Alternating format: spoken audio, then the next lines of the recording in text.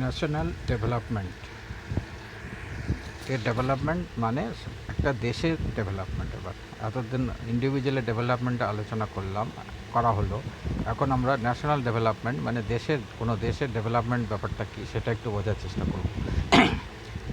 If as we have seen above, যেমন আমরা দেখলাম ওপরে এতক্ষণ, ইন্ডিভিজুয়াল সিক ডিফারেন্ট গোলস, প্রত্যেকটা মানুষ আলাদা আলাদা তাদের লক্ষ্য থাকে, then their notion of national development is also likely to be different. তাহলে তাদের ধারণা, নোশন মানে ধারণা, নোশন অফ ন্যাশনাল ডেভেলপমেন্ট দেশের উন্নতি, সেটার সম্বন্ধে লোকের তাহলে ধারণা আলাদা হতে পারে। যেমন মানুষের নিজের ডেভেলপমেন্টে সবার আলাদা আলাদা ধারণা হতে পারে, তেমনি দেশের ক্ষেত্রেও এটা হতে পারে। National development, Notion of national development is also likely to be different, সেটাও আলাদা হতে পারে। লাইকলি টু বি ডিফারেন্ট মানে হতে পারে। Discuss among year selves on what India should do for development. তোমরা এখন নিজেদের মধ্যে যদি ডিসকাস করো ক্লাসে বিভিন্ন স্টুডেন্টের মধ্যে, তাহলেও দেখবে এক একজন এক এক রকম বলছে ন্যাশনাল ইন্ডিয়ার ডেভেলপমেন্ট কীভাবে হবে। এক একজন, কেউ বলবে হয়তো বেশি রোড ফ্লাইওভার থাকতে হবে, কেউ বলবে না বেশি স্কুল দরকার, কেউ বলবে না হসপিটালটা আরও বেশি দরকার। এরকম ডিফারেন্ট ভিউ পয়েন্ট হবে যে একটা দেশের ডেভেলপমেন্ট বলতে কী বোঝে। বেশি ফ্যাক্টরি থাকবে, একজন বলবে না ফ্যাক্টরি বেশি থাকলে ভালো নয়, পলিউশন হয়, হ্যাঁ চাষবাস বেশি হলে ভালো। হ্যাঁ, তো এইরকম এক একজনের ধারণা এক এক রকম হবে, সবার যে একই হবে তা হয় না। মোস্ট লাইকলি, খুব সম্ভবত, you would find that different students in the class have given different answers to the above question. দেখবে ভালো করে লক্ষ্য করলে এক একজন স্টুডেন্ট, আলাদা আলাদা স্টুডেন্ট এক এক রকম উত্তর দিচ্ছে এই একই প্রশ্নের। In fact you might yourself think of many different answers, এবং তুমিও নিজেও এই অনেকগুলো অ্যান্সার যেগুলো পাবে সেগুলো নিয়ে যদি থিঙ্ক করো, and not be too sure of any of this, এবং ঠিক বুঝে উঠতে পারবে না উত্তরগুলোর মধ্যে কোনটা বেশি ঠিক আর কোনটা কম ঠিক। অনেক সময় কনফিউশন হবে, মনে হবে না এটাও তো ঠিক, এটাও ঠিক হতে পারে, আবার এটা হ্যাঁ এটাও তো হলেও হতে পারে, এরকম। ইট ইজ ভেরি ইম্পর্টেন্ট, তাই বড় করে বোল্ডে এবার লিখছে, it is very important to keep in mind, এটা মাথায় রাখতে হবে। কিপ ইন মাইন্ড মানে মাথায় রাখতে হবে, এটা খুবই ইম্পর্টেন্ট, এই যে মাথায় রাখতে হবে, that different person could have different as well as conflicting notions of a country development, মানে ডিফারেন্ট পার্সনসের, আলাদা আলাদা মানুষের আলাদা আলাদা ধারণা থাকতে পারে। Could have different as well as conflicting, অনেক সময় কনফ্লিক্টিং হবে। কেউ বলবে না রাস্তা করলে বেশি, রাস্তা ফ্লাইওভার রোডস বিল্ডিংস এগুলো ভালো, আরেকজন বলবে না ফ্যাক্টরি এগুলো ভালো, একজন বলবে না এগুলো করলে আরও বেশি পলিউশন হয়, দেশের হয়, এনভায়রনমেন্টের ক্ষতি হয়। মানে কনফ্লিক্টিং হয়ে যেতে পারে। শুধু ডিফারেন্ট না, ডিফারেন্ট মানে একজন একজন থেকে আলাদা, কিন্তু কনফ্লিক্টিং মানে ও বলছে যেটা ও ঠিক তার উল্টোটা বলছে, না না ওটা করলে ক্ষতি হবে, মানে লাভ হবে না ক্ষতি হবে বলছে। আরেকজন যদি ডিফারেন্ট হয় তখন বলবে না এটা আমার লাগবে, ও বলবে না ওটাও ভালো এটাও ভালো, এরকম দুটো আলাদা আলাদা জিনিস বললো ভালো। আরেক সময় কনফ্লিক্টিং মানে বলতে চাইছে যখন একজন বলছে এটা ভালো, একজন বলছে না এটা ভালো না, তো এটা ক্ষতি করবে, এটা দেশের উল্টো ক্ষতি হয়ে যাবে, এরকমও হতে পারে, অনেকের মনে হতে পারে। মানে কনফ্লিক্টিং নোশনস, দে মে কাম ইনটু কনফ্লিক্ট, মানে দুজনের পুরোই উল্টো, বলছে না না এটা করলে একদম দেশের ক্ষতি হবে। আচ্ছা, however can all the ideas be considered equally important, এখন বলা হচ্ছে সব আইডিয়াই কি ইম্পর্ট্যান্ট ভাবা যেতে পারে? Or if there are conflicts how does one decide, এখন আর যদি কনফ্লিক্ট থেকেও থাকে সেক্ষেত্রে কী করে ডিসাইড করবে কোনটা ঠিক, এটা ঠিক না ওটা ঠিক, কী করে ঠিক করবে? What would be a fair and just path for all, সে মানে কোনটা ভালো রাস্তা, ফেয়ার মানে ভালো এবং সঠিক রাস্তা হবে সবার জন্য, কোনটা? We also have to think whether there is a better way of doing things, আমাদের এটাও জানতে হবে কোনো কাজ আরও ভালো করে করা যায় কি না। Would the idea benefit a large number of people, এই ধরো আমরা একটা কাজ করবো, যেমন একটা ফ্যাক্টরি স্থাপন করতে গেলে হয়তো দেখা যাবে কিছু গাছ কাটতে হবে, কিছু জমি গ্রহণ করতে হবে, কিছু গ্রামের লোক বসতি তাদেরকে অন্য জায়গায় নিয়ে যেতে হবে, তাদের জমিটা দখল করতে হবে, সেইভাবে তাদের তো ক্ষতি হতে হবে। তার মানে কি idea benefit a large number of people or only a small group, ওই ফ্যাক্টরিটা করলে অনেকের লাভ হবে নাকি অল্প কিছু লোকের লাভ হবে আর বেশিরভাগ লোকের ক্ষতি হবে, তাদের ওখান থেকে গ্রাম থেকে সরিয়ে দেওয়া হবে, বা একটা ড্যাম বানানো হলে সেখানে জলমগ্ন হবে, সেটা তো মানে বেশি লোকের ক্ষতি হবে না অল্প লোকের ক্ষতি হবে, আর বেশি লোকের লাভ হবে না অল্প লোকের লাভ হবে, এই জিনিসটা মাথায় রাখতে হবে। National development means thinking about this questions, মানে বেশিরভাগ লোকের যদি সত্যিই লাভ হয় তাহলে এটা ন্যাশনাল ডেভেলপমেন্ট ভাবা যেতে পারে, কিন্তু যদি তা না হয় উল্টোটা হয় অল্প লোকের লাভ হয়, সেটাকে ন্যাশনাল ডেভেলপমেন্ট কি বলা যাবে? বলা যাবে না।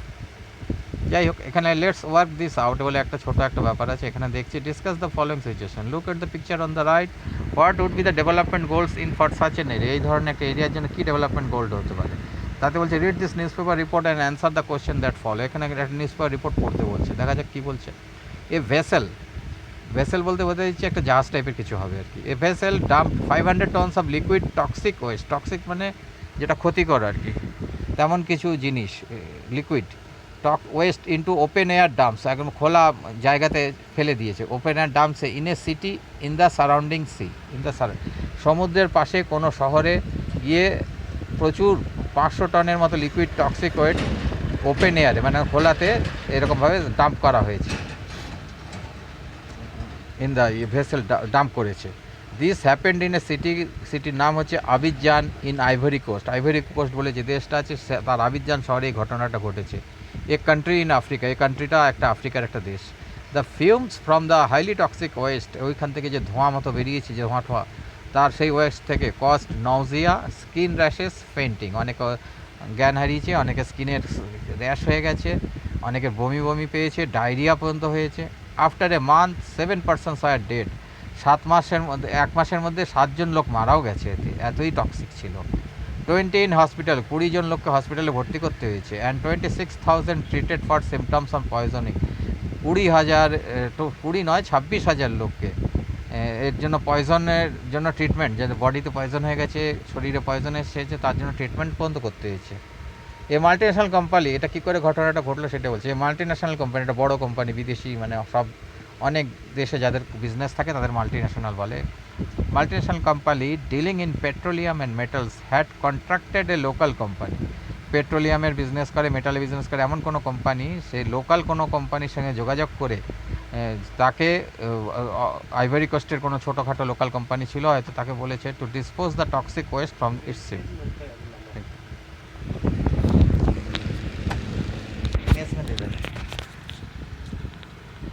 And 26,000 treated for symptom of poisoning. As a multinational company, petroleum and metals had contracted a local company of the Ivory Coast to dispose the toxic waste from its ship. সেই dispose করেছে, এই local কোম্পানিকে যোগাযোগ করে তাদের সহায়তায় এই কাজটা করেছে, মানে এটা ক্ষতিই করেছে, কিন্তু এই কাজটা কীভাবে হলো সেটা বলে। একটা বড় কোম্পানি টাকা দিয়েছে, তো লোকাল কোম্পানি বলেছে ঠিক আছে আমরা ওখানে ফেলে দেবো। Who are the people who benefited and who did not, প্রশ্ন করছে কাদের লাভ হলো। লাভ হলো কিছু কোম্পানির, কিছু লোকে যারা মালিক, কিন্তু সাধারণ মানুষের, ওখানকার লোকের খুবই ক্ষতি হলো। What should be the development goal for this country, ওই দেশের কি এটা কোনো ডেভেলপমেন্ট গোল হতে পারে? এইভাবে মানুষের ক্ষতি করা কি ঠিক হতে পারে? কখনোই হতে পারে। The development goal should be that no toxic should be material should be disposed of in this way, open air, causing harm to so many people. This cannot be a development goal of any country. এটা মানে এর বিরোধিতা করতে হবে। There should be sufficient and stringent law against it, এইসব বলতে হবে। What can be some of the development goals for your village, town ও লোকালিটি, এটা জিজ্ঞেস করছে। এবার অ্যাক্টিভিটি একটা আছে।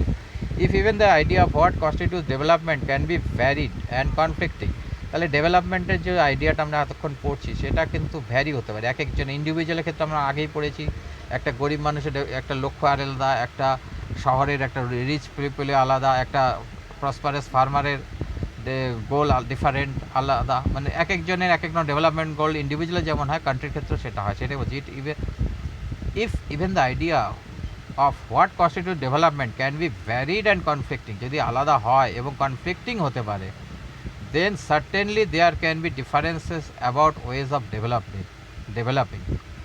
যদি ডেভেলপমেন্টের আইডিয়াটা যদি কনফ্লিক্টিংও হতে পারে, ভ্যারিডও হতে পারে, then certainly there can be differences about ways of, তাহলে যেহেতু আইডিয়া ডিফারেন্ট, তাহলে ওয়েজ অফ, তাহলে কীভাবে আমরা ডেভেলপ করবো?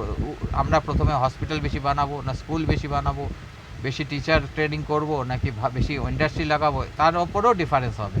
যে আমরা ডেভেলপ এই দেশকে করবো, তার জন্য আগে আমাকে কী করতে হবে সে তা নিয়েও হতে হবে, যেহেতু ডেভেলপমেন্ট ধারণাটা আলাদা। So ways of developing that, তাতেও দেয়ার উইল বি ডিফারেন্সেস, মানে সবাই একমত হবেন, এক একজন এক এক রকম বলবে।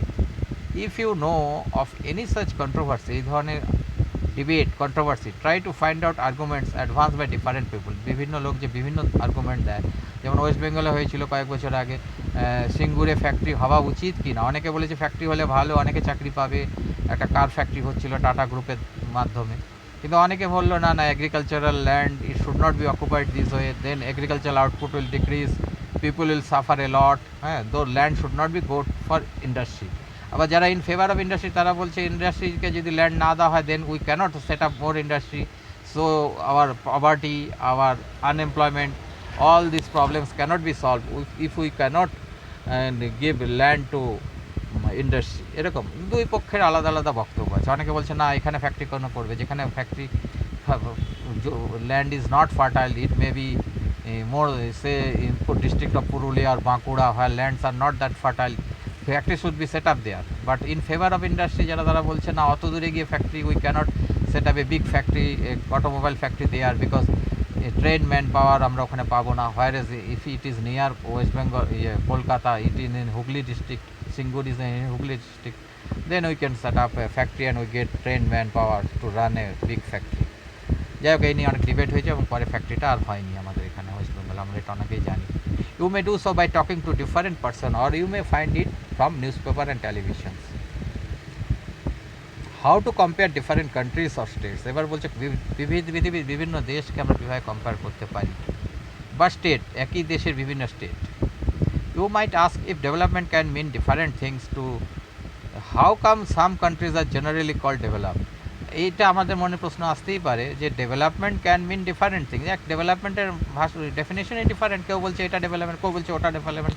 তাহলে হাউ কাম সাম কান্ট্রি, তাহলে কিছু দেশ আমরা জেনারেলি কল ডেভেলপ কেন বলা হবে, কারণ ডেভেলপমেন্ট জিনিসটাই যখন এক একজন এক এক রকম বলছে তাহলে we cannot say this country is developed, how it is possible, because everybody has some different idea, different notion about development, and other some generally called developed and others underdeveloped. তাহলে how it is possible some countries are called developed and others are called underdeveloped?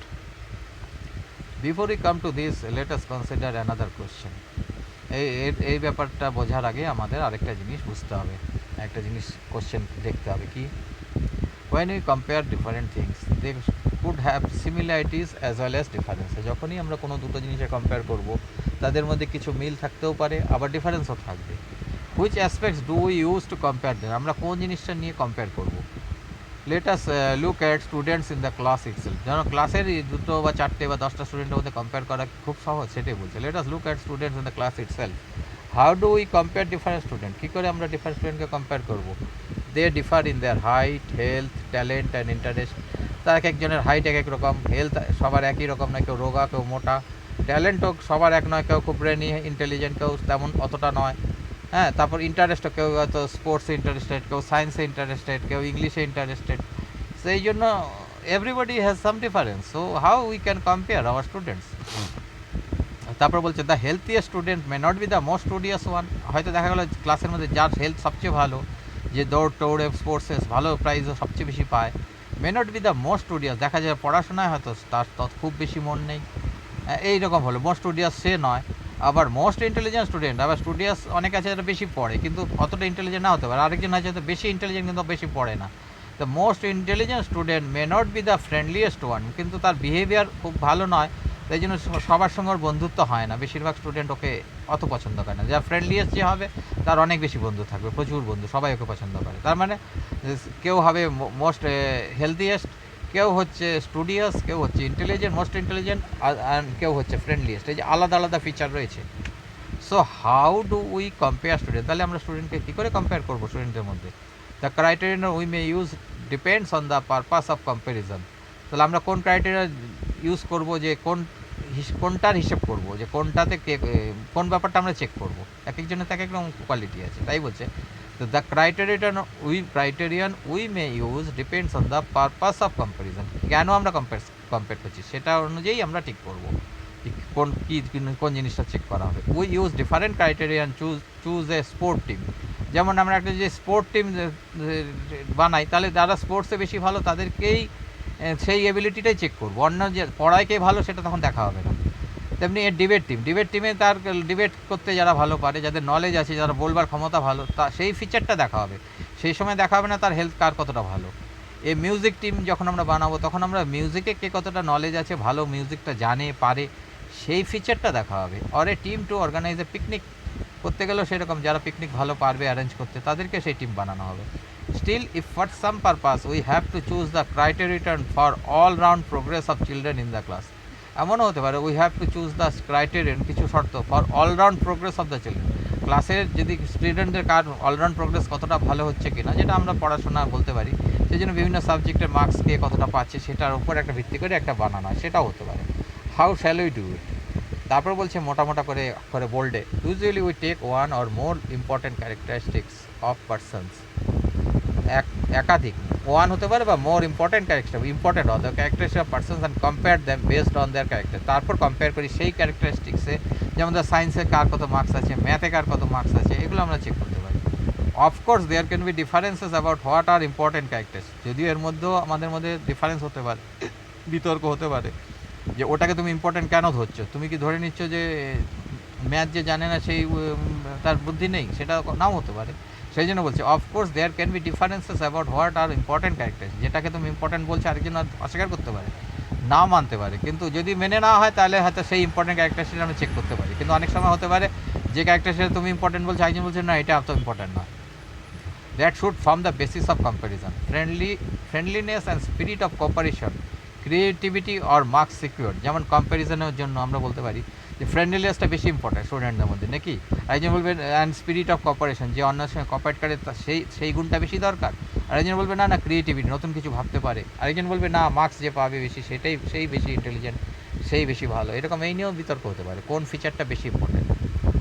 This is true of development, এটা ডেভেলপমেন্টের ব্যাপারে এরকম হয়। For comparing countries, অনেক দেশের সঙ্গে যখন কম্পেয়ার করা হয়, their income is consider to be one of the most important attributes. তাদের ইনকাম যেটা ওই দেশের, সেটা খুব ইম্পর্টেন্ট একটা ব্যাপার মনে করা হয়।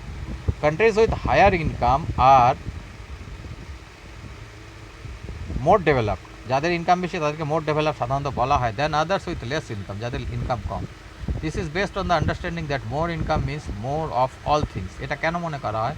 কারণ ইনকাম যদি বেশি থাকে তাহলে সব জিনিস, মোর of all things that human being needs, মানুষের যে জিনিস দরকার, কাপড় জামা বাড়ি ঘর গাড়ি, হ্যাঁ কম্পিউটার, এইসব যে জিনিস দরকার হয়, ফ্রিজ টিভি, সেগুলো যদি টাকা বেশি থাকে, incomes mean more of all things that human beings need, তার মানে থাকলে বেশি সেইগুলো বেশি থাকবে, সেই জন্য তাদের ডেভেলপ মনে করা হয়। Whatever people like and should have they will be able to get with greater income. যদি বেশি মাইনে থাকে, বেশি ইনকাম থাকে, তাহলে হোয়াট পিপল লাইক, যেটা খেতে ইচ্ছে করলো, যেটা যে জামাটা কিনতে ইচ্ছে করলো বা যেরকম বাড়ি বানাতে চাইলো, whatever people like and should have, এবং থাকা দরকার, that they will be able to get, তাহলে টাকা যেহেতু আছে they will able to get with greater income থাকলে সেগুলো সে কিনতে পারবে, মানে কিনে আনতে পারবে, মানে তার থাকবে, সোজা কথা তার অসুবিধে কম থাকবে, অসুবিধে থাকবে না, অনেক সুবিধে বেশি থাকবে। So greater income itself is consider to be one of the important goal. তার মানে more income means more developed, এটা কনসিডার করা হয়। Now what is the income of a country? এবার ইনকাম অফ এ কান্ট্রি বলতে কী বোঝায়?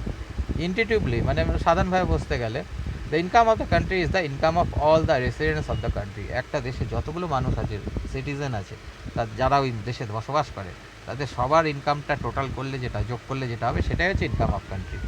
This gives us the total income of the country. তার মানে total income of country means all the country of all the resident, income of all the residents. However for comparison between countries, কিন্তু comparison যখন আমরা দুটো কান্ট্রির মধ্যে করবো, total income is not such N useful measure. কি total ইনকামটা একটা বিগ ইউজফুল নাও হতে পারে। কেন? Since countries have different population. কোনো দেশে হয়তো যা আছে 1 কোটি পপুলেশন, অনেক দেশে হয়তো 10 কোটি, তাহলে ন্যাচারালি যার 10 কোটি আছে তার বেশি ইনকাম হবে। কিন্তু দেখা গেল 1 কোটির তুলনায় তো বেশি হবে, তার মানে যে ওই কান্ট্রিটার রিচ তা তো নাও হতে পারে। Since countries have different population, যেহেতু এক একটা কান্ট্রির এক এক রকম পপুলেশন আছে, comparing total income will not tell us what an average person is likely to earn. তাতে ঠিক বোঝা যাবে না টোটাল ইনকাম কম্পেয়ার করলে। কান্ট্রির সাইজ যেহেতু আলাদা আলাদা হয়, এক একটা কান্ট্রি অনেক বড় হয়, আর একটা অনেক ছোটো হয়। So total income of a country will not give an idea of average person is likely. তাতে ওই দেশে একটা সাধারণভাবে একটা মানুষ কত আয় করে সেটা কখনোই বোঝা যাবে না, কারণ all countries are different population. Are people in one country better off than others in a different country? একটা কান্ট্রিতে একটা কান্ট্রি বেটার অফ কী করে বোঝা যাবে? Hence we compare the average income which is the total income of the country divided by its total population. মানে average ইনকামটা জানতে হবে।